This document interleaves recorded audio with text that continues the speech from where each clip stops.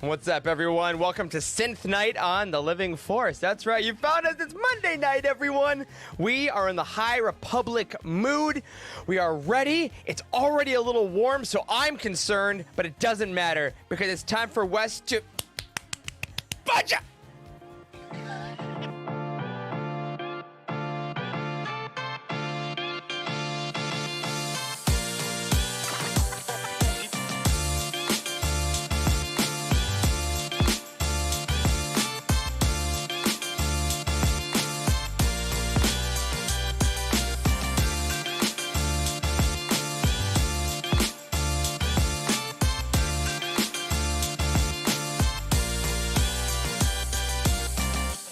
That's right. Hello, everyone. Welcome in to Living Force and Hot Girl Summer, because I got a White Claw and I'm ready for this. Everyone, it is High Republic Recap Night. I am one of your hosts, Eric Eilerson, and joining me to remind y'all what happened in the first wave of our new favorite Star Wars era, I said it, is Dr. Corey Helton. Hey, man. Hello. Welcome. Hopefully everything flipping works this time. I fixed it all after our last little mishap on Bounty Hunt the other night, but that's okay. We're here now, and it's going to be great. It's going to be great. It is. We got Hydro Spanners, which is, I think Hydro Spanners fix everything in Star Wars. Like, literally, just hit it with a Hydro Spanner. If you don't want to hit it with a Hydro Spanner, you can hit Dr. Charles Hanko with a Hydro Spanner. Hey, man. Wow. You could. Option number 2, which I prefer, is bypassing the compressor, but that's fine too. Ooh, you should always bypass the compressor, but you should never bypass an opportunity to gaze into the starry eyes of Wes Jenkins. Oh my God. Good evening, all. Wow. Eric, how I envy all your transitions. I hope everyone's doing well. We have a good summary show for you because I sure as hell need it. On to the show, all right. That's right. Oh, so yes, everyone, if you're listening to this later, we are recording this Monday, June 28th. It is the eve of the High Republic Wave 2, which will bring to us The Rising Storm by Cavan Scott and Race to Crashpoint Tower by Daniel Jose Older. Now, a lot has happened in the High Republic since it began up till this point. So tonight's show is to basically tell you all, hey, remember that book you read a couple months back before you read Greater Good and all those Thrawn names that totally pushed everything else out of your brain? We're going to remind you. So all the characters that you need to know, the major plot points by those of us that have read the books already. There will be no spoilers. I repeat, no spoilers for Wave 2. So as far as Rising Storm, Crashpoint Tower, you're safe.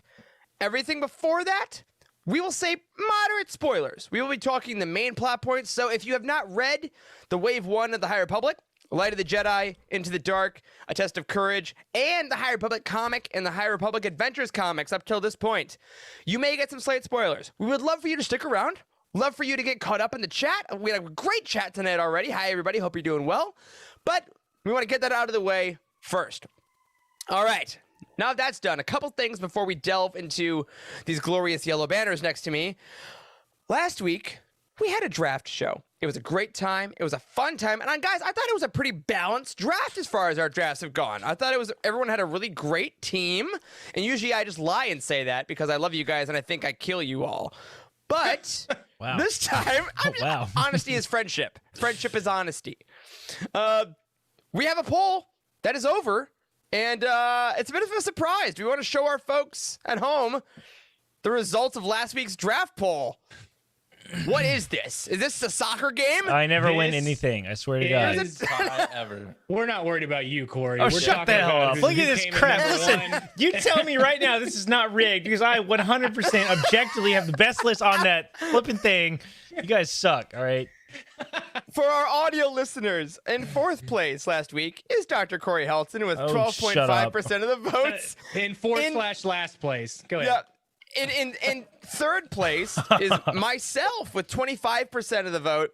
And in first/second, which is also first place, is a freaking tie. Wes and Charles both got 31.3% of the vote to the decimal. So, ridiculous. I guess what we're saying is... What book do you think is the one that, determined this? Because I think people look at this and they see, one or two books in the list. Bring that graphic back. I got to remind us. So, okay. I think my first pick kind of set the Light tone. of the Jedi, that did a lot. Yeah. Charles Thrawn, I think, did a lot, though. Because that's the only Thrawn book we had anywhere. Maybe Alphabet Squadron. True. Or Alphabet But Squadron. it's interesting that we have 2 out of 3 books from the Alphabet Squadron trilogy between us. So Well, and Carson in the chat says Wes had the best overall list. Well, I guess we know who you voted for, What I'm talking traitor. about, Cars. That's fine. That's fine, man. I know. if you didn't vote and you're in the comments now thinking either Wes or my list is better, this is your fault. Remember how you feel sometimes when you don't vote and you're like, I wish that had gone differently. Next time, although it'll be a while. There's going to be a while before our next one. We got So- a lot of we got a good turnout. We got a lot of Yes, love we did. for Dooku Jedi Lost. That's probably helped me out too. So Yeah. I put a little rebuttal last night onto the Twitter, so you go and check out our Twitter and see. It was great. You know, I hate this podcast. All right. just say I Let's woke move up on. to a threat. Yeah, if you ever want to know if Wes actually does love the WWE as much as he says, absolutely. It's all in that video. It was so great. All right. Well, thank you all again for voting. Keep your eyes peeled. We'll do another draft later on this year. We're going to let them sit for a while, but we love them. We hope you had a good time. And hey, we hope you checked out some of those books. We had people saying that we mentioned some titles you had never heard of before, and you go and pick them up or give them to some friends, you know? That's why we're here. All right. Next up, we go to our lovely patrons, again, that make everything that we do possible. We got a new patron this week, which is Feronia Triong, became a monthly patron. Thank you so much. And patrons, here's the thing. We have been getting our trivia night ready for you all. And speak of the devil, Emma, our very own Irma Jedi 26, just came into the chat, has agreed to moderate the night because we realized we will not be in a state to moderate anything on this patron event. Unfortunately, though, we are here to announce that this will be coming sometime in August. I know that it's almost July. It's going to be a whole nother month, but we want this to be a weekend event because we all have jobs. We want to be responsible, right? But we also want to make sure that as many people can join as possible. So it'll be the 4 of us. It'll be Emma. It'll be a Friday or a Saturday night. We're still getting the exact date. I thought we had a date. Do we have a date? Yes, What's the date? we decided. Isn't it the 20th? I want to say. I thought we had a date. We decided. We did choose a date. But Great. Tell me again. I don't remember. What's the name of the channel that this is in? It's Trivia. Oh, here it is. August Here it is. 20th. August 20th. What's the date? August 20th. Yeah, August 20th. That's the date. I don't know the time yet. Maybe That'll be time. probably at a time. 7 or 8. That's our go-to times for stuff. Emma Yeah. in the chat says, "Wish me luck, y'all." Yeah. Yes. I need it. I have to say, finding a date for all 5 of us to be there was damn near impossible. Holy Why crap. it's August. We have Yeah. a lot of stuff going on. I mean, between mine and Charles' residency schedule and Eric's job schedule and Wes's job schedule and Emma is going back to school, like, this is a miracle that we were even able to make this work. So Yes. fingers crossed it still happens. We're really excited. This gives us plenty of time to plan, all right? So it's going to be epic. Yes. There will be Yes. graphics. There will be fun rules. And again, for anyone that hasn't listened to the last couple episodes, this is our patron of only event. We hit a Patreon goal. So the 4 of us will be imbibing a variety of drinks, inspired, we hope, by the Cantina of Comics show on this very channel. And we will be answering trivia questions that Emma will be moderating. It'll be open to all patrons. So if right now things are a little tight, that's fine. Maybe in August, if you want to jump on for a month and join, I'm not going to say you should, but you I'd should. probably do that. So Absolutely. we'll see you all in August. It'll be a lot of fun. All right. Next up is our Star Wars Weekly Roundup. Up.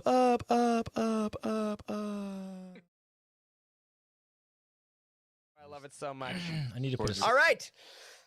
Oh, you're going to say something. What do you got, Corey?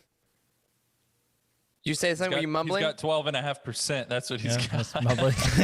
Shut up. Oh my God. Get out.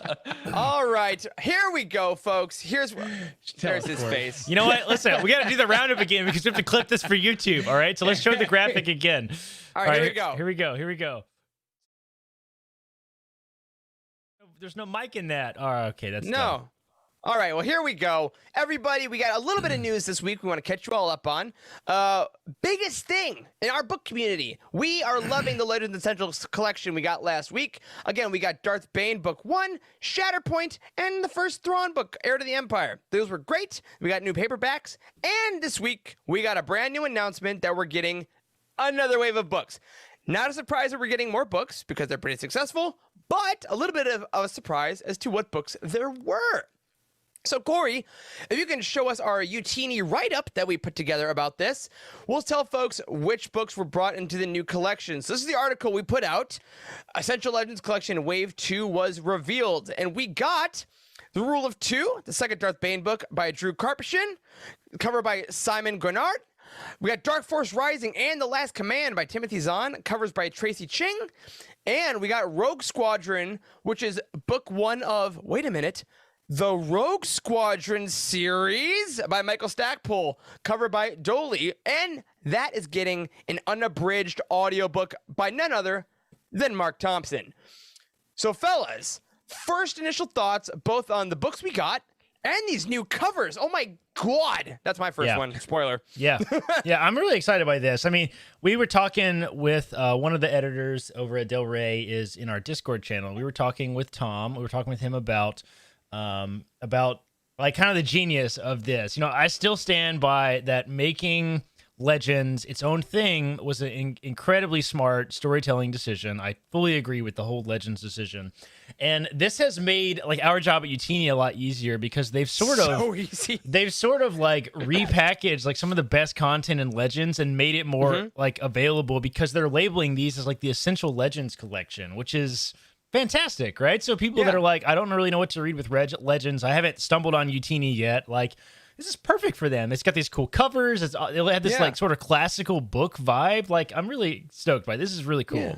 Look at Harris in the chat already saying, I really need to try a Legends book. Don't know what to start with. There you go. These are great. Wes, you gave my answer there in the chat. Can't go wrong with Kenobi, which I'm sure is coming down the line. But you're totally right, Corey. This is exactly kind of what we've been trying to do for 3 years. Exactly. And it's actually printed this way too. Also, they've taken the opportunity to totally redesign some of the covers, which totally needed an update, which is great.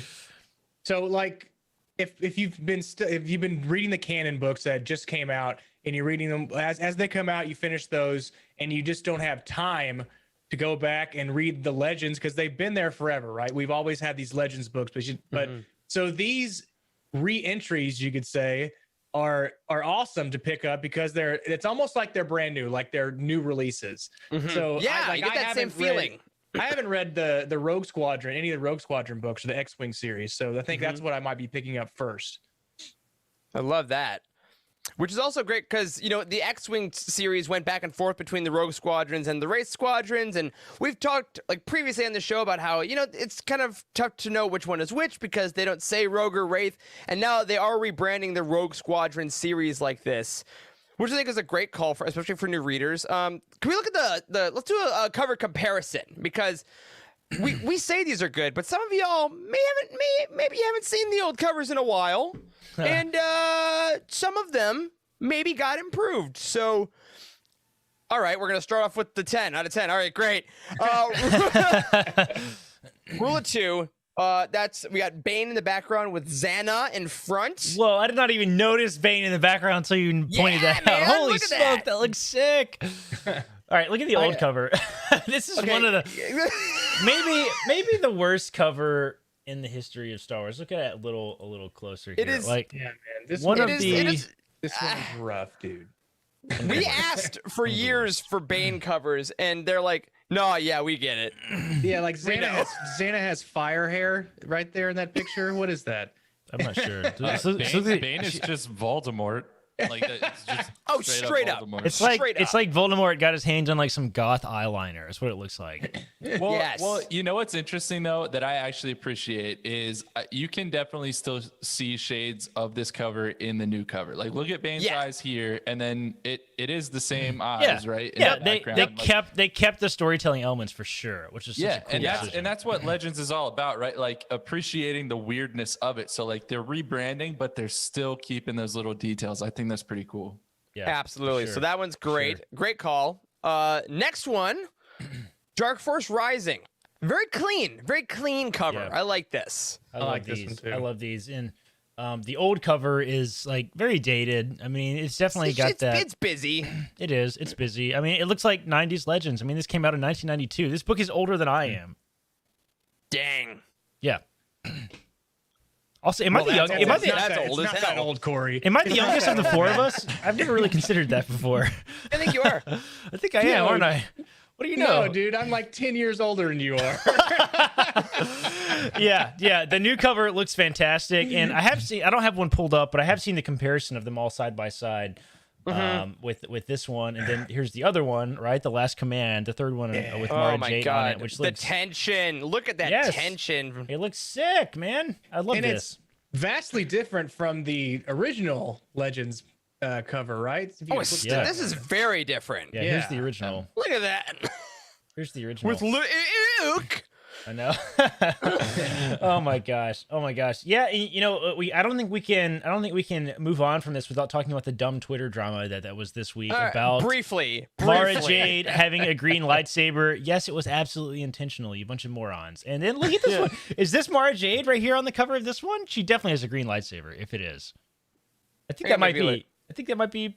Is that Mara Jade? I'm pretty sure it is. I don't know. I don't remember. But anyway, who cares? She's a green lightsaber. They read the books. Yeah, they read the books. Yeah, Tom clarified that to us, and in Discord. And yes, of course, it was an intentional decision. And fine, it's fine. Chill out, people. It's great. Chill out. This is my favorite. This is my favorite cover. The Rogue Squadron one. This is incredible. Yeah, This strong Alphabet Squadron vibes for sure. Yep. Yeah.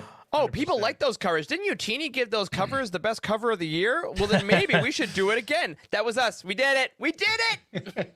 Another old cover that I don't think has aged poorly, to be honest. No, I like this like cover. this. It's still good. It's still very good. Yes, I love the X-Wing covers. They're very. It has strong 90s video game vibes, and I love it. Yep. Yep. It's just different. And that's what I like that they did with the Rogue Squadron particularly. They just made it a totally different aesthetic. And that's great because now you have two different covers on your shelf that look completely different. For sure. And you'll buy more and spend more money because is that why they're doing it? Yes. Of course it's for money. Come on. I'm honestly still torn. Like, the more of these they put out, like the first wave came out and I was like, I own all of these books. Yeah. I'm not going to get a second copy. And now the second wave has come out and I'm like, but I really want those. I know, man. I know. Me too. The more I'm going to want them. Yeah, when the they more make artwork. Kenobi, guys, you know me. When they make Kenobi, I'm buying it. And I cannot wait to see that cover. No, rightfully so. Why would you have to walk into another room and grab that book that you already have when you can have it in another room too? Exactly. Have one by the way bed over at that all room. times. Yeah. Guys, quick breaking news flash. I just got a message from our CFO of our company that our very own Aaron Thompson just joined as a monthly Inquisitorious patron. Nice. Oh, fantastic. Fantastic. Oh my gosh, you actually want to see us do that dumb stuff in August. You're amazing. Thank you.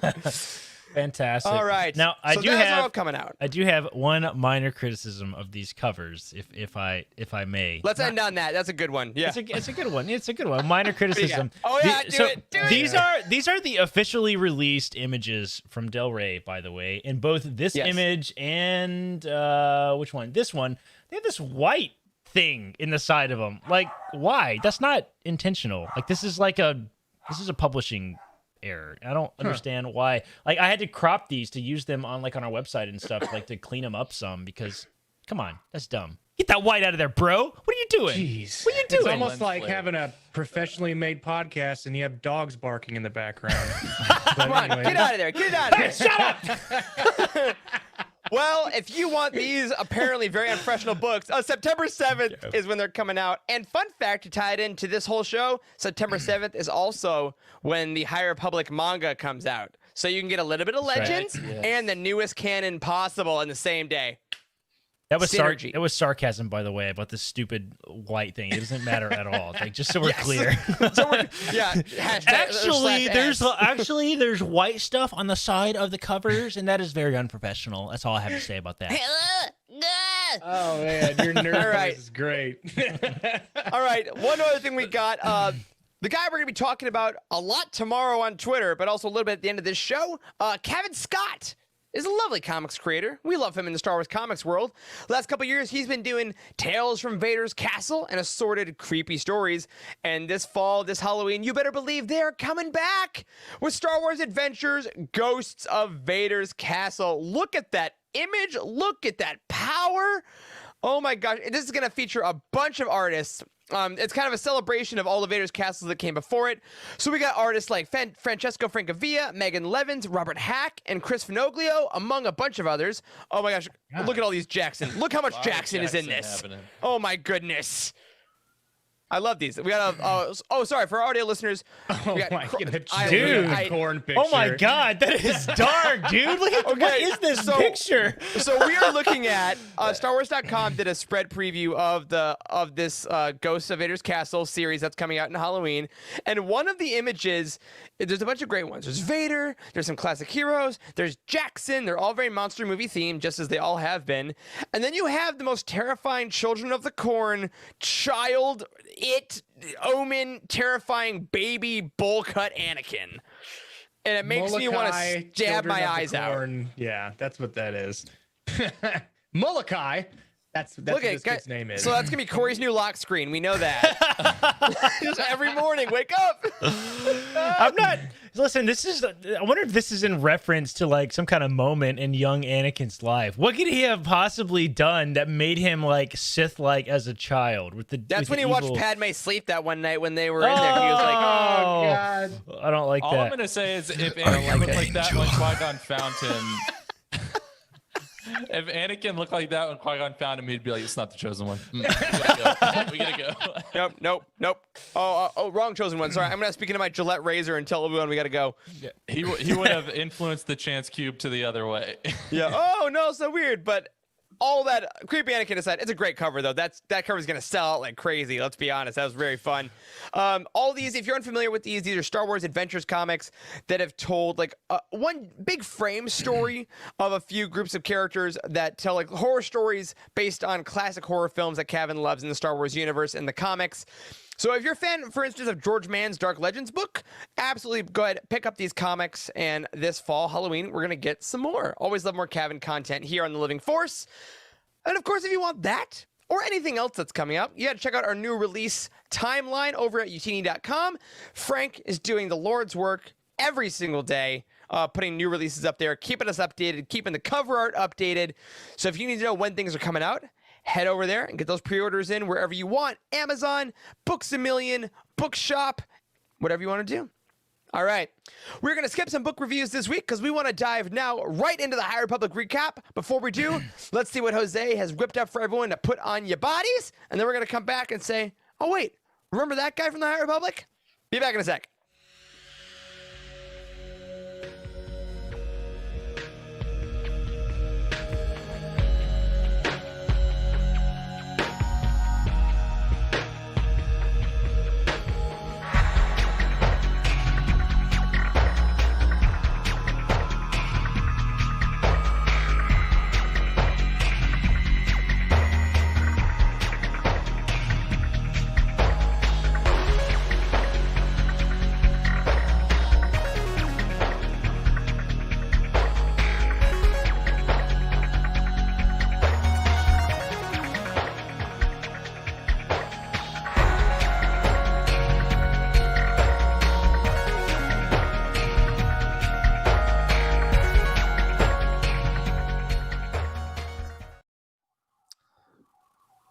All right, folks, we're here.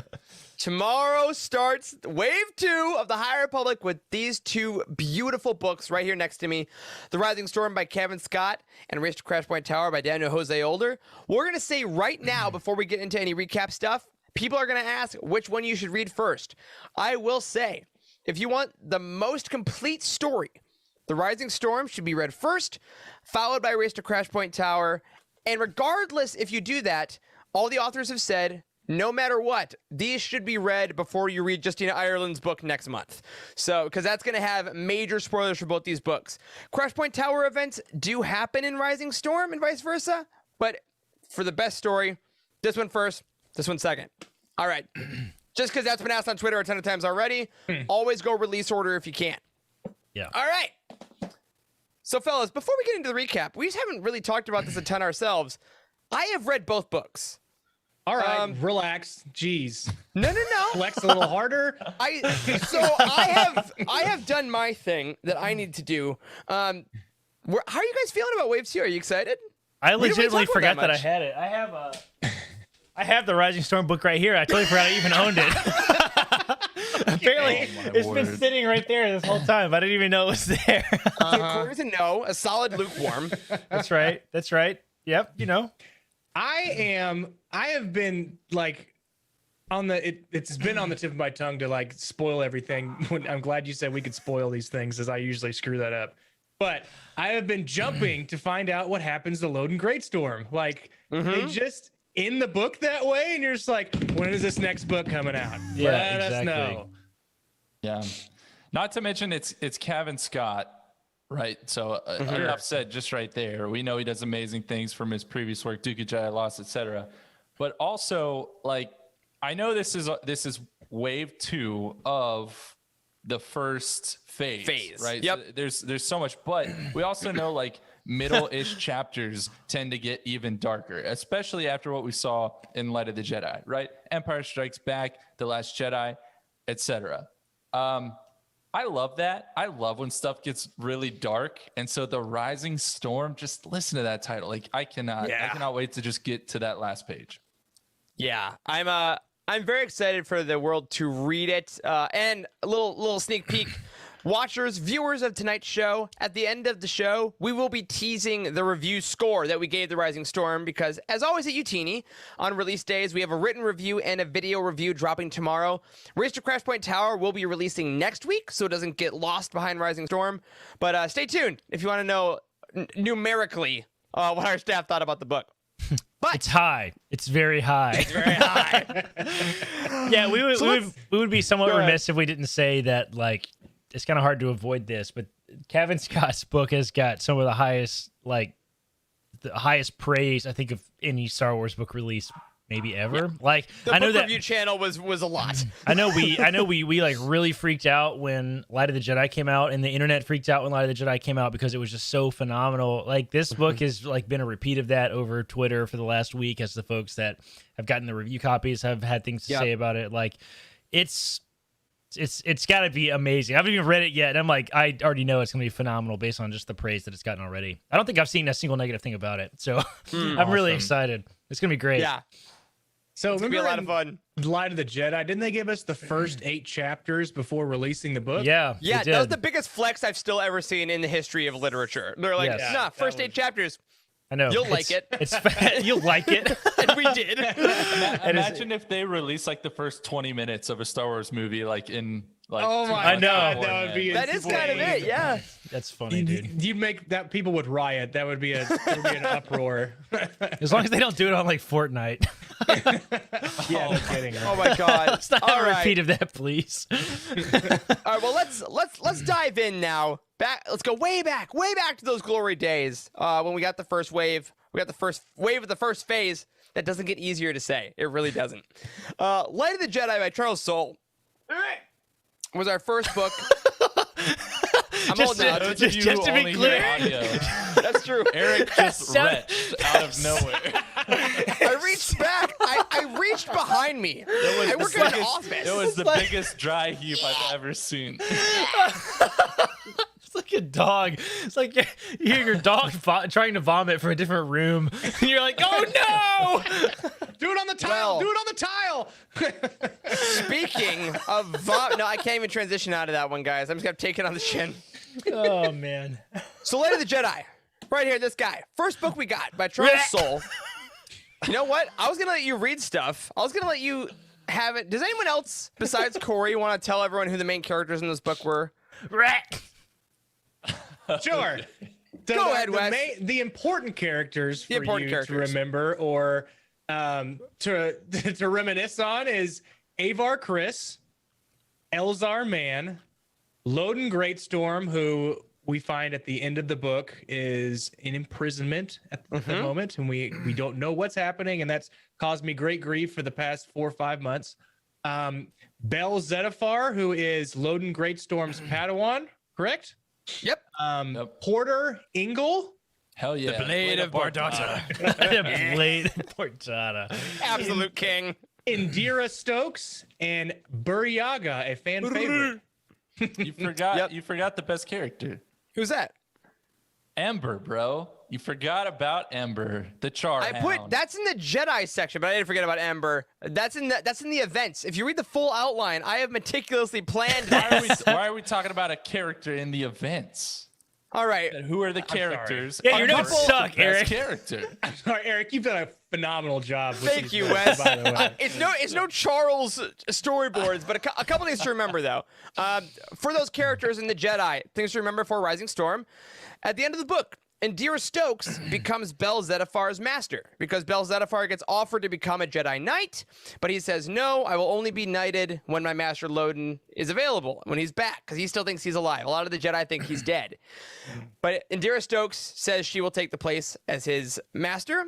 Elzar Mann and Avar Kriss have a little bit of a secret embrace at the end of the book. And then Elzar Mann, we find out, is elevated to master, because he's been messing around a lot, but after his work with the Rain, right, with helping out all the droids, they elevate him to master for saving the galaxy.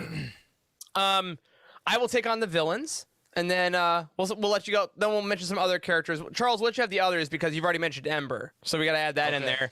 I'll take the others. The key villains to remember are Lorna D, the Twi'lek, who is a Nihil, Pan Eta, who is a Dwa. Oh my God, I don't remember he's that. giant. He's a giant dude. A Dwooten, thank you. Who's a Tempest Runner. Kassav is a Weequay, but he does die in Light of the Jedi, so he is no longer a Tempest Runner. Right. And Markion Ro is the main leader of the Nihil, and he is very important in literally everything. So those are your main villain takeovers. We have other villains that are in the High Republic, but we're going to get to them in later books. Charles, bring us home with Ember and just two other kind of main characters we want to remember about.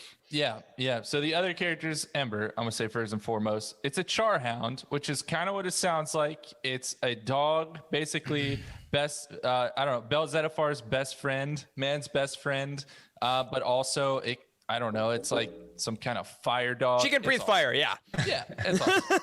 Velociraptor, fire dog, something of the nature, Yeah, right? something like that. I guarantee you that's what Daniel Jose Older pitched in the meeting. Word for word. 100%. Think Charmander. Other characters that I know about, the Chancellor of the Republic, Lena So, Right. who is really, it's her policies that kind of frame a lot of what's going on, because she's the one who coins the phrase, like, we are all the Republic. Mm-hmm. She's the one who decided to create this project to make Starlight Beacon, which is supposed to be a whole network of beacons that are going to go to the Outer Rim that will help with communication and bringing more people into the Republic. So she's hugely important. She also has 2 pet lions. Everyone just has awesome pets in this. Yeah, Targa, Maru, and... It's a V. Oh my gosh. That's is it Voru? Oh, well, I was listening to the Rising Storm audiobook today, and they said their names. It's an M and a V. I can't remember. Yeah. But and then the other important characters that come up are the Santecas. And so you meet a couple of Santecas who are, predecessors to Lord Santeca that we meet in The Force Awakens.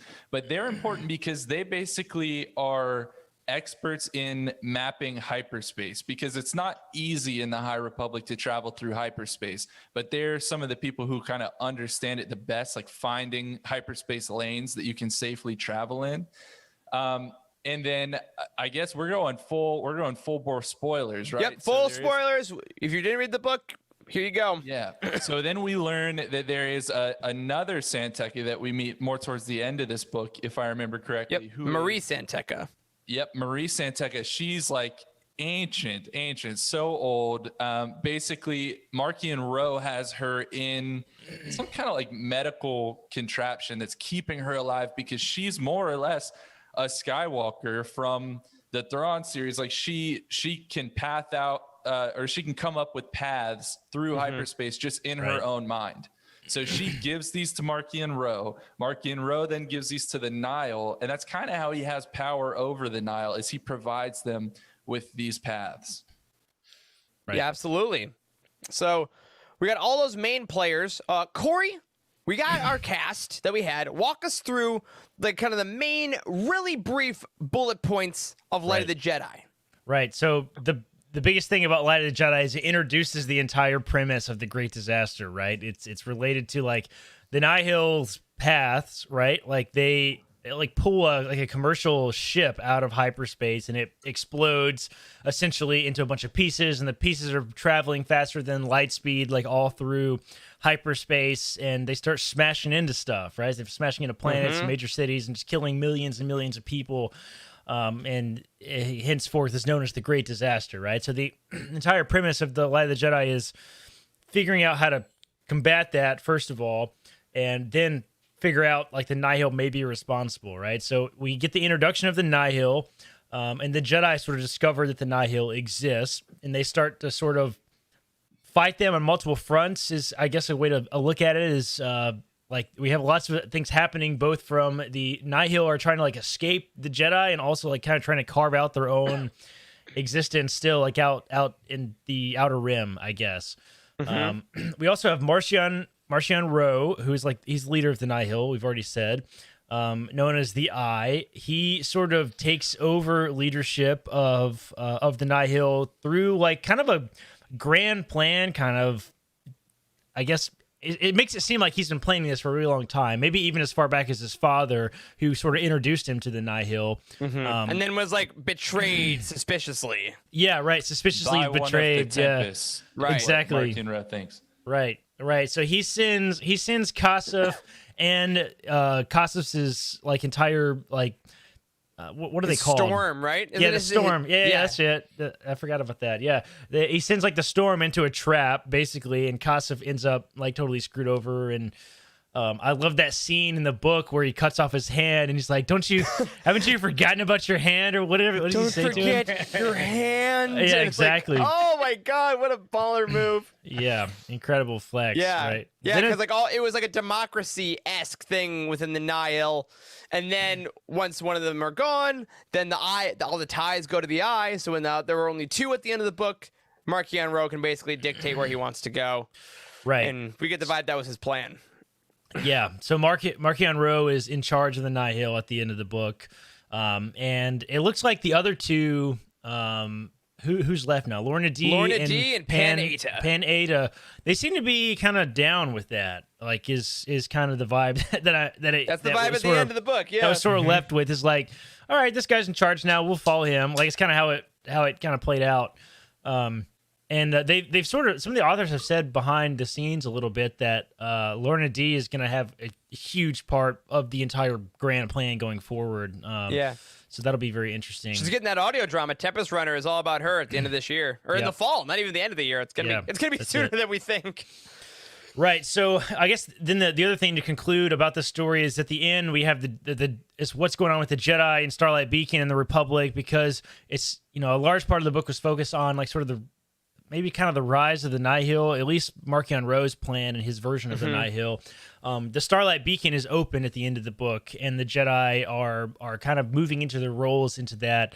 Who is set to become the leader of the Starlight Beacon, and then Avar Chris. Yes, that was Avar Chris. I wasn't sure if that was. No, Jorah Mali was. That's what you were thinking of. Yes, and then that's what I'm she thinking dies. of. Right. Jorah Mali dies, and she dies, and then Avar Chris is sort of moving into that role. Yeah, the at the end of this Marshal. book. Yeah, and then as Charles already said earlier, or maybe it was Wes that said it, Loden Greatstorm in this book, like, is captured at the very end by Marcion Rowe, and he has this scary purple, I don't know, device of some kind of Sith artifact or something. It's not really explained what it is. We got to find out what it is still. An eggplant. The eggplant, the Sith eggplant. Marcion Rowe has that, and Loden Greatstorm is like in his possession, and it's left at that. In his sick torture chamber with all like the people being tortured, so he can't use his Jedi powers. It's crazy. Yeah, it's clouding his judgment because people are in pain and sorrow. That's amazing. It's great writing. I know. It really is great writing. And then at the very end, we have this crazy vision from Elzar Mann, but I can't remember what happened in that. Do you guys what happened in that? It's kind of like in Age of Ultron when Tony Stark sees all the Avengers dead. It's kind of like that thing. He just sees all his friends dying in pain and fear. Like those are the big emotions. Like obviously it's a Jedi vision, so it's not super literal, but he senses just overwhelming fear and pain. of all his fellow Jedi friends. And that's how the book ends. So other key things we got to remember going into Rising Storm from this book. Number one, the Starlight Beacon was the first of Lena So's great works. So that was, as a chancellor, that's been her whole kind of plan. She wants to develop a lot of great works for the galaxy at large. So Starlight Beacon is one, and we learn about another one in the Rising Storm. As Corey said, Markion Ro has some sort of ancient weapon that he claims has something to do with the Jedi, perhaps. Like his family had something to do with the Jedi. It's still very murky. But we want to remember that. And then, of course, as we said, in Loden's absence, Indira Stokes becomes Bel's master, and Ember is right by his side. Ember does come back to the Starlight Beacon with Bel. And now we're looking at the glorious book profile for Light of the Jedi. We remind you all, it did get a 9.6 masterpiece rating. It has a ton of staff reviews, has 16 5-star user reviews. So we love this book quite a lot, and that is the main thing to read. If you don't read anything else, it sets everything up. Yeah, the adult novels are kind of like, if you read this one, you'll get most of it into the next one. But obviously, the other books bring about some things that you may miss. So let's go to the next one. The next book was, of course, not going to do it this time. That wasn't me, audio listeners. Into the Dark by Claudia Gray, the YA novel that follows a bunch of different characters than Light of the Jedi. The Jedi in this book are Reath Silas, Padawan Reath Silas, Master Comac Vitus, Orla Jurini, the Wayseeker, Master Jorah Mali, and then Des Ryden, the Apprentice.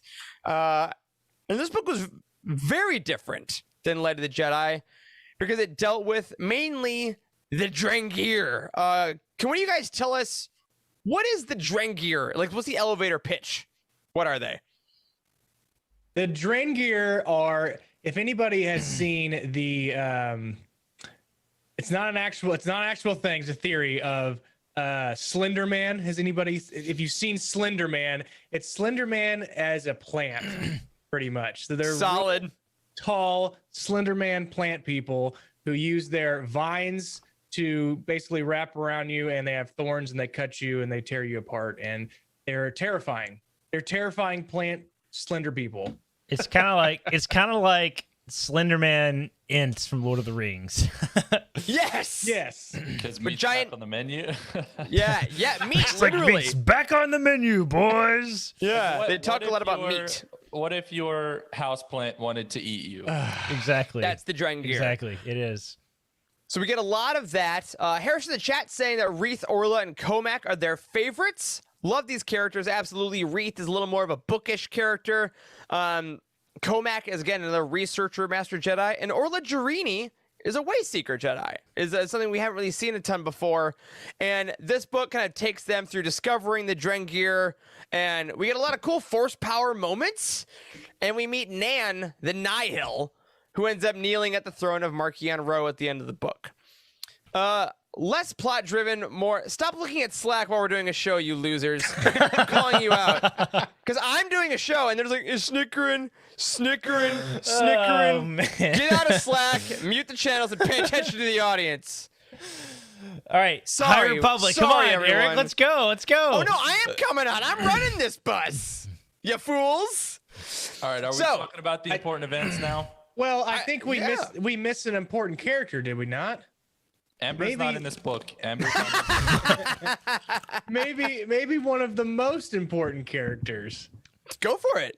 All right, so his name is none other than Geode. Oh my God! Wow. Yeah. How did I miss? Oh yeah. The whole crew.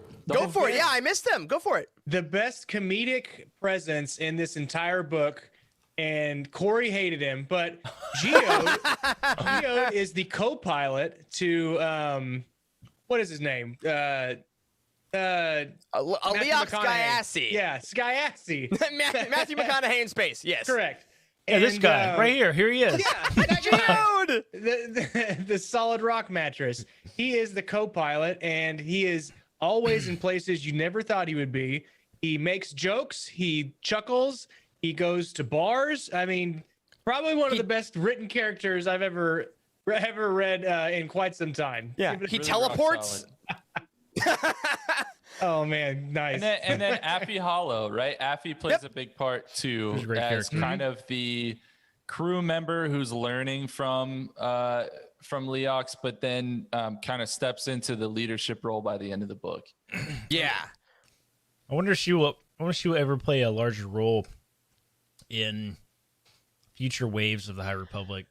Well, funny you should ask, Corey. This past week, we got a preview, or maybe it was 2 weeks ago, of the upcoming High Republic Adventures comic by Daniel Jose Older, and Affy and Geode do make an appearance. So, Wow. All right. if you want to see Geode drawn in a comic book, Geode the Rock, that is coming next week in the High Republic Adventures. Geode the Rock Johnson. Who would win in a think- fight, Geode or Claude? Oh, Geode, absolutely. Come on now. We got to make it at least interesting. They both don't have arms. All right. But yeah, so that was a lot of the stuff in Into the Dark comes into play a little later in the High Republic comic, which we'll get into in just a little bit. Let's see here. Charles, tell us about Test of Courage. Okay. All right. A Test of Courage. So basically, this is by Justina Ireland. It was the Young Reader book that came out as a part of Wave 1. Eric's holding it up for the camera there. It's a great cover. It's actually one of the promo images they released that had me the most stoked. Oh, yeah, that's right. I forgot when these were promos. Yeah, and it basically follows a group of young people who crash land on a planet and find themselves there with some Nile as well. And the Jedi that are important in this book, there are really two of them that play a big part, but there is an additional one that comes into play. Vernestra Rowe, or Vern is what she's called, is a Miri Allen Jedi who has an awesome lightsaber, and since we're doing full spoilers, can also turn it into a light whip. Let's do that. Whip. Here, I got the art from the book here. If we want to throw this, yeah, look at that. Yeah. Because these have little art within them. Look at that. Light whip cannon. So she takes a big leadership role. Imri is the other Jedi that we spend a lot of time with. He's the guy who looks like he's flying on the cover with a cape. Looks kind of Superman-esque. And he is a little bit more troubled, maybe not quite as rock solid in his Jedi foundations as Vern. And then the last Jedi that we talk about is Douglas Sunvale, which is one of my favorite High Republic names. I love Doug. Oh, Master Doug? Doug. And Doug, guys, remind me, was this not Imri's master, right? Yep. Who was lost along the way. The sun set on Master Sunvale. Ooh. That was Yeah, nice. So thank you. You just come up with that? That was good. I did. But please, you're making me blush. So those are the Jedi. Does someone else want to talk about villains? They're not quite as interesting in this book. They don't do as much. Yeah. It's the Nile in Nile is general. It's always the Nile, right? This all. Yeah. This Junior Reader's book, this more tied in almost directly into Light of the Jedi as far as time frame goes.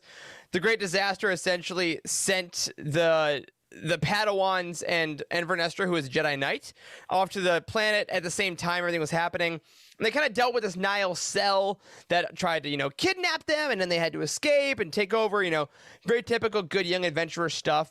But it also featured a couple characters that were not Jedi that were involved, including most predominantly Avon Staros, who fans of the Star Wars comic line might know as Sana Staros, or the Dr. Aphra audio drama for that matter, maybe a descendant. And then Honesty Weft, who was like an ambassador's son. And then J6, who was the lovable droid. It was Avon's droid. And they got into a bunch of nice little hijinks here. And this was cool because I know a lot of us don't talk a lot about the Junior Reader novels as much. But it really was a nice, fun adventure. We have a review of it on this very channel if you want to check out more. But things to mainly remember in this book that lead into the next books is mainly the character of Vernestra Rowe. Right? She is the youngest Jedi Knight at 16. She was 15 when she first got promoted to knighthood. Imri becomes her Padawan. And he is intensely empathic in the Force. He is a character that is, shut off your feelings is like the hardest thing in the world for this dude. He can feel everything a ton. And I really liked how that was written in the book, right? Like we hadn't really seen a guy that was that in touch, and that's kind of why he flirted with the dark a little bit, I thought. Right. Yeah, that's like a huge point from this book, I think, is he loses his master. He's just angry at the world. They're on a planet that's like there's acid rain happening like all the time. Like it's terrible. His life sucks. Acid rain. That's right. He does.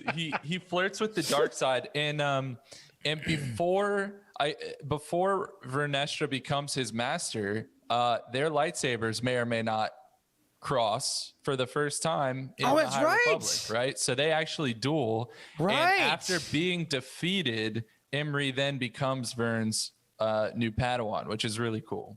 Yeah. That again, that lightsaber, which as you said is also a light whip, and I forgot at this point, our very own Jacob, in the chat, our spice den went through my notes before this. All the blue stuff is all Jacob on our outline here, and he reminded me that it came to her via the Force, the idea of it. So it's kind of a secret. This is a secret mod. She went in after hours and listened to the Force. Like, don't tell Stell and Geos that I made a light whip. Like, unlock the cheat codes. Exactly. So up, left, down, left, up, left, right. Light whip. Select start. Light whip. Select start. That'd be amazing. So those are the three main books. If you hadn't gotten into comics, that's what you read. What, like 5 months ago now? By this point, oh my god. I don't know. It's been like 3 or 4 years. It feels like since that. But then we got into comics. Our friends on the Cosmic Force did a really great episode recently, all about the High Republic comics. I was about to throw it to Corey. I'm gonna let you into water first. No, okay. I'm ready. All right, you got it, baby. Tell us all about the Marvel the High Republic comic series. Yeah, so I am not as caught up on the High Republic comic stuff. I do have, I think the first one, I have it. I haven't read it yet, but I do own the first one of the series, and I think Cosmic Force. I listened to their episode recently about the comics as well. So they have incredibly strong reviews. If you're gonna pick up, beautiful, my god! If you want to pick up any comics, like these come at very high recommendation, and check out the Cosmic Force episode for all of that content, all about the High Republic stuff, kind of as it's coming out. Couple of big things to say about this comic series. Like, we have several Jedi that we're somewhat familiar with already. Keeve is in it. Avar Chris is in it. Skier, which I love. I love his name. Yeah. That's the Trandoshan, right? Yep. Correct. Yeah. That gets like his arm cut off while he's in a vector during the books when he's fighting with Dromali. Yeah. Which comes into play in these comics too. Yeah, it does. No big deal. He's a lizard. He'll grow back. I don't know. Eventually. Faster than you think. That has to look really weird as it's happening. Like, there's just a little arm with little hands sticking out of his shoulder. Like, that's how it works, right? It's growing. Don't look at it. Just ignore it. Just ignore it. Dude, don't look at Skier's arm thing. It gets weird about it. Just be we cool. We also have. I know. We also have. We also have a couple of new names, I guess, right? I don't think these characters were brought up anywhere else. I'm gonna butcher these pronunciations. Surret, I guess. Surret and Tarek, and then Astala Maru. And I have no idea who these characters are because I haven't read all these comics. Yeah, so Sarah and Tarek are they're 9-binary twin Jedi. They have a Force connection, and then Astala Maru is kind of like the research center of Starlight Beacon. If you've read any of the High Republic comics, he's the Jedi that's like always floating and looking at all the monitors and stuff, and it's kind of like monitoring space. Heimdall. He's like the Heimdall of the High Republic. That's exactly it. Yeah, they'll be dealing with something, and they'll call back into Astala Maru and be like, what's going on? Like, are you seeing anything in the comm chatter about this, etc. He's really cool. I really like that guy. Yeah, and the comic's been great. It's been 5 issues so far. Issue 6 comes out on Friday. It's the start, or Wednesday. Blech. Comes out on Wednesday. It's the start of a new arc. So the first 5 are one solid story that they just finished right before Wave 2 because they're geniuses. And it deals with, as we said, mainly the Drenkier are a big foe in this, as well as the Hutts come in. That's right, those Hutts. They're still around. They're old as hell. They're pretty great. Tale as old as time. Yeah. They've come in the last couple issues pretty distinctly. And again, if you haven't caught up and you want to, you're waiting for the trade paperback, maybe skip ahead a little bit, cover your ears for a little bit. Let's see. Wes, can you walk us through some of the main points about the High Republic comic? So first, we got a first bullet point here is Kiev was knighted after completing her trials unconventionally. I don't remember this part. It was like first issue. Okay. First issue. It was kind of like separate from the rest of it. Kiev Trennis was on this planet, did a bunch of cool adventure stuff, and then she gets knighted at the end, and they do like by the will of the Force, by the will of the Council, or whatever it is. Perfect. Which is So great. the Drengir, they make it to Starlight Beacon, and it's tacked. Mm-hmm. That's a big point. The Jedi team up with the Hutts, which is unheard of, right? Which Well, is I mean, crazy. when would that ever happen? Yeah. But Rancors are also involved. apparently they used to be allies or friends before the start of episode 4. Yeah. And, but they fight back against the Drengir. Mm-hmm. And Skier, the Trandoshan Jedi himself, is overtaken by the Drengir at one point, and his connection to the Force has been damaged. Mm-hmm. Key point. Yeah. And because Corey, you mentioned like his arm getting cut off and how that could work with his stub. There are a bunch of awesome moments in this comic where like he uses Drengir vines to like grow an arm essentially and fight with it. It is comic book crazy epicness. That is crazy. That is great. Eric, It's dope. what's the easiest way to quickly read all the comics if you want to just like blow through them pretty quickly? What do you think? Excellent question. I would say at present, I would go Comixology route. I read all my comics digitally. If you have like an iPad or even a computer, honestly, you can read them on there. Mm-hmm. They're always available. One click, insta buy. A lot of people do Marvel Unlimited. That is a 3-month waiting period, so it doesn't get you current, but you can read the first couple. And it looks like the trade paperbacks, which I know a lot of us in the community, like Corey, I know you like reading a lot of trade paperbacks Right. as well. Those are looks like they're gonna be coming probably more fall or winter time. They're doing a little bit of a wait.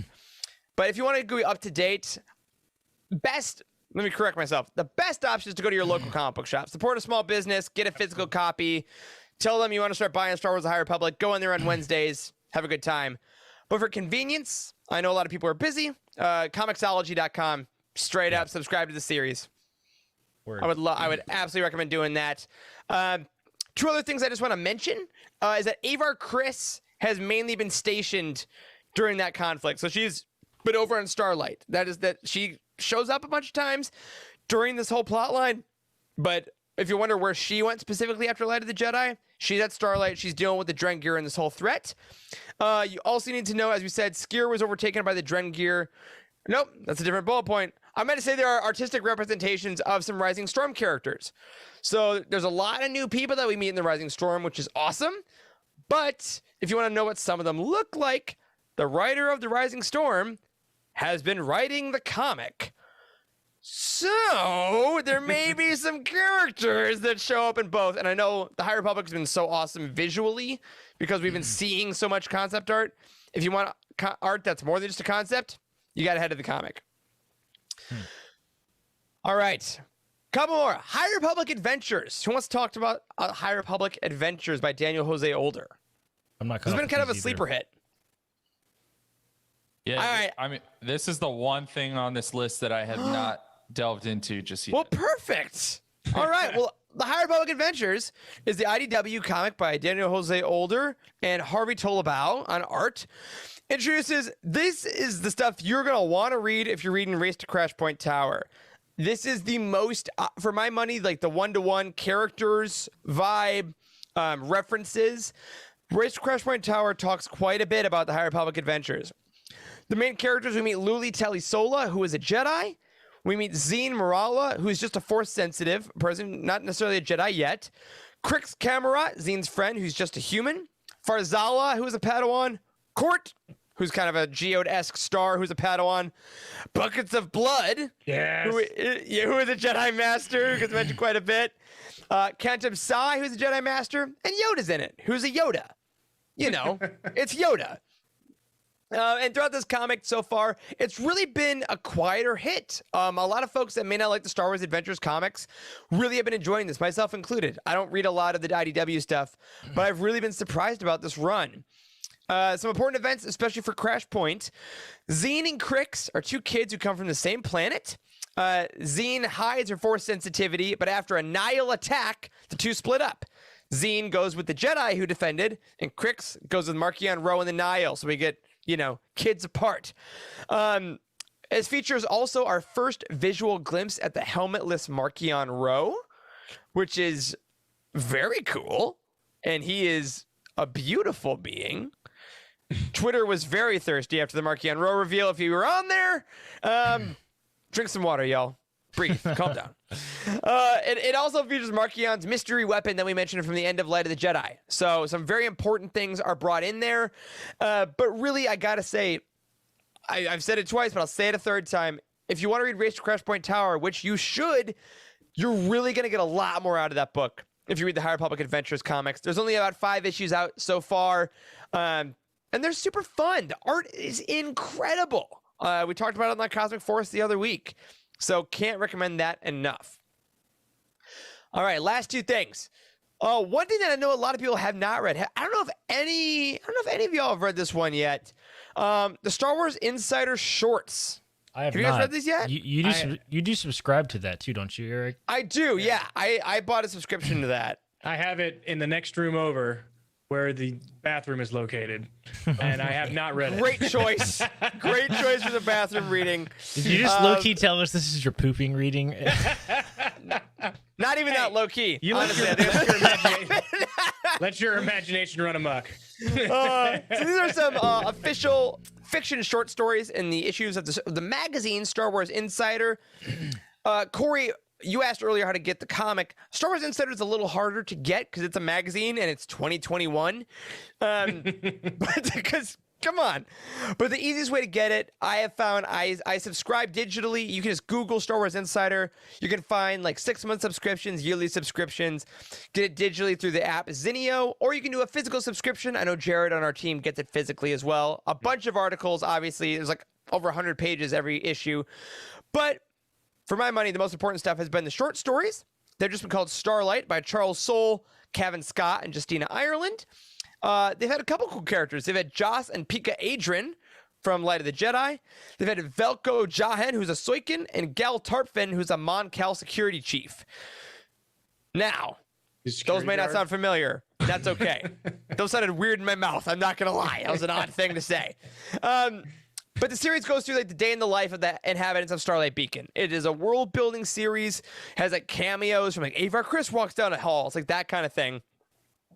The first story, Go Together, tells the story of Joss and Pika, the couple, as they fix a mechanical issue that spells disaster for the station before they get called to go assist with the disaster at Hetzel. So this is pre-Great Disaster for the first bit. The second one, First Duty, which is Cavan. So the first one is Charles Soule's. Cavan's story tells the story of a newly arrived aide, Velko Jayan, and she has to solve a murder mystery between 2 rival species on the beacon. And the third one, Hidden Danger, which is not yet completed. Justina Ireland's. It says, after the events of the Drengir incursion, which we knew about in the comic, Velka prepares for the Galactic Agricultural Alliance's annual meeting. Which, again, not the most exciting pitch, but it is a really fun story. Plants. A lot of plants in the High Republic. So that would have been a 9-book series in Legends. Oh my god! How many pages were these in the Insider magazine?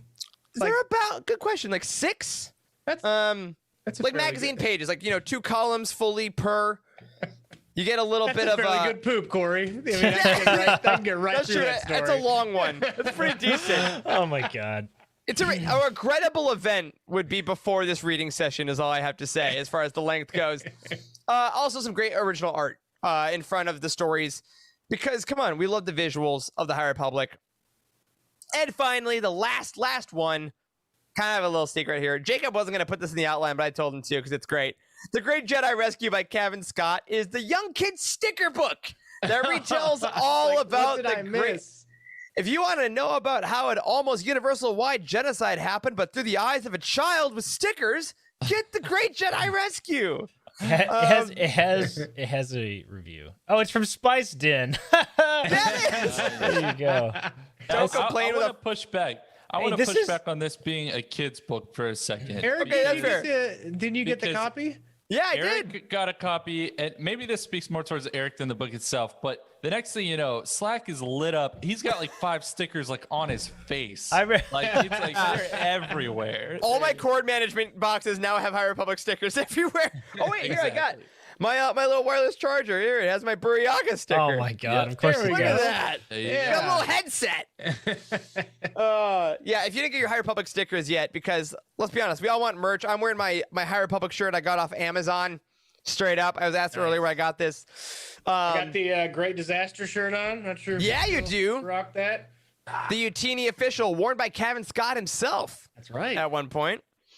That's the last one, but whew, my gosh. So that is the long version of like the 5-minute video Alex Damon put on Star Wars Explained this morning. That's right. Yeah. Speaking of that video that Alex Damon put out, they had the like various pictures that I had never seen before. Like they had the picture of that abandoned base that they were at in Into the Dark. So Yep. I kind of, put 2 and 2 together whenever I saw it. But they also had a picture of Mari Santeca, and she was like in that too. It was creepy. It was super creepy looking. Yeah. So they put great visuals in that little 6-minute summary. So check that out on Alex Damon's page, Star Wars Explained. They did a great job with that. And of course, a lot of the visuals they used were from the shorts that are on the StarWars.com YouTube channel. That have been like the shorts of the High Republic characters that have been coming out. So if you want a refresher on who they were, it's always great. Like, the High Republic is an era of peace and justice. And Bell Zettifar. And they're always downvoted into oblivion because total assholes are like, Gina Carano shouldn't have been fired. It's like, shut up. Not why we're here. Don't go into the comments. Don't read the comments. Just watch the videos. But I think that's about the gist. Guys, before we reveal how we liked Rising Storm, I want to go around one more time. Last thoughts about Wave 1. Anything you guys forgot as we were going through that were like, oh yeah, right, that was really cool. I really liked that. Or like, what do you fondly remember the most? Corey, I'll start with you, man. I really like Light of the Jedi. It's one of my favorite books like ever. Like seriously, it's probably my top 10 books in Star Wars. Like it's so good. And I just I'm still continually fighting my battle of the best way to read comics because like I don't know what it is, man. I just can't buy digital comics. It's like tough. I just can't do it. It feels good. I know. I really like reading physical comics. I love the ads that are in the comics. Like it's like it feels like going back in time. I love it. So like I'm still trying to find a comic book shop that I can get them from where I can get them shipped to me. Well, dude, you know what you do? Once you become a full doctor with a full practice, tell a resident every Wednesday, go get me my comics. Make a medical student do it. All right, in the morning tomorrow, I want you to meet me at 8 a.m. And first, you're gonna go buy Chick-fil-A, bring me a chicken biscuit, and also go by the comic book shop. And I'm gonna need you to pick up my weekly trades. Got it? All right, I'll see you at 8. And then once you give me the floppy dishes, I need you to take out the staples, rebind them into a trade. No, you know how I like it. I assume that's what medical school is like. That's right. That's exactly it. That's dope. Awesome, man. Wes, what about you? I'm interested to see what happens with Reese Silas coming out of Into the Dark, and also what happens with Affy, because she kind of goes, her and Matthew McConaughey kind of go on their own way. That's his name. I don't care anymore. That's his full name. That's his name. They kind of go off on their own way. Maybe they have their own adventures. Hopefully, maybe they have their own stories that come out. But also, what happens with Geode? I mean, outside of the comic, the spot that he had showed up in, is he get deeper character like analysis in a book, in another novel? Is or he something? Actually alive, or is this just a really long running joke? Like what? Is it, Is it so much uproar that we've given him? Does he get a higher spotlight, or does he get a bigger spotlight now? Wait, guys, does he become the rock that Grogu is sitting on in The Mandalorian? Oh my god! Does he become the rock? He's the rock that Rey slices in two that takes out the wagon of the caretaker. Oh no! Oh my god! I don't think they like me. That would be incredible. All right, Charles. Charles, what about you, dude? I know this is a little bit of a cop out.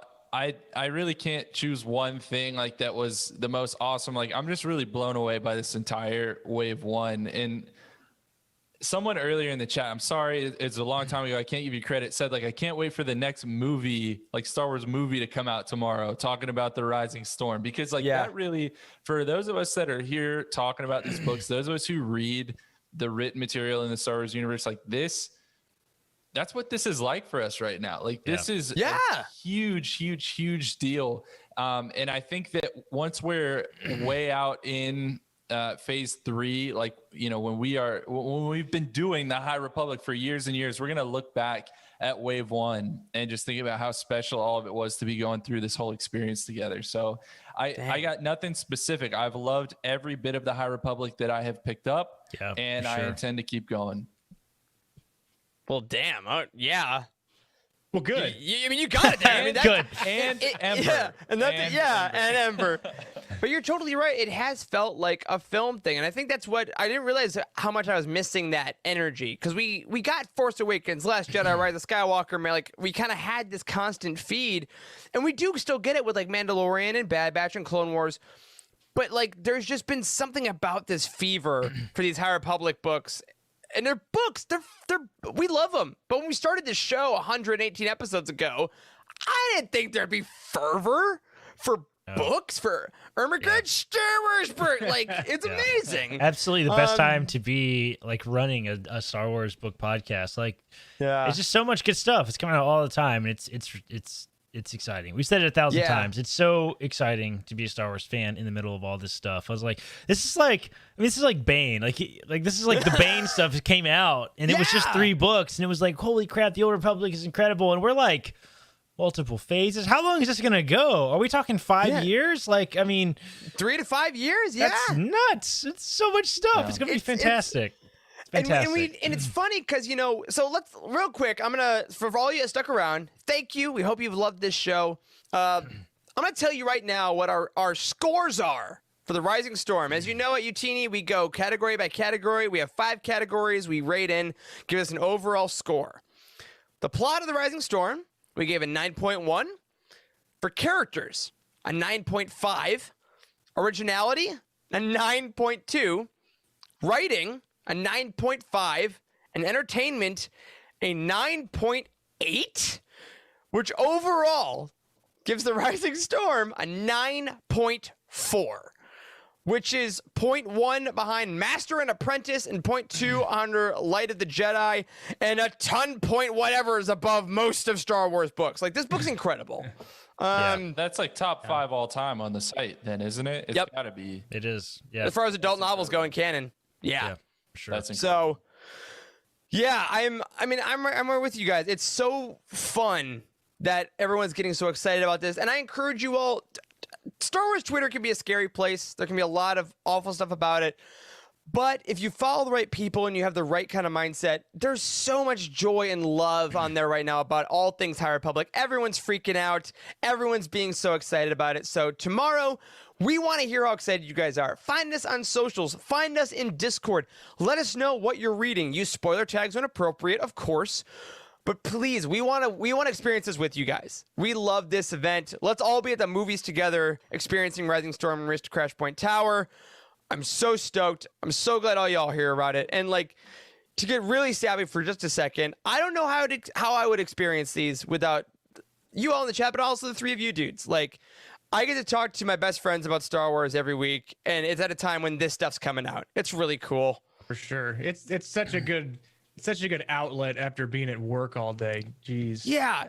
I'm just here for the money, to be honest. And the thing is, we know that and love you anyway. That's what friendship is. Oh man, this has been I've said it 1,000 times. Starting Youtini has been like one of the greatest accomplishments of my life, and like it's so much fun every single week. And like, I'm so excited that the community has got something so original to literature to focus on. Like, I mean, this is not happening anywhere else except, you know, we got comics. There's something for everybody. Comics and books and kids books and sticker books. It's nuts. It's nuts. You can't even keep up. There's so much stuff. We have to do a recap show just so you can keep going. It's crazy.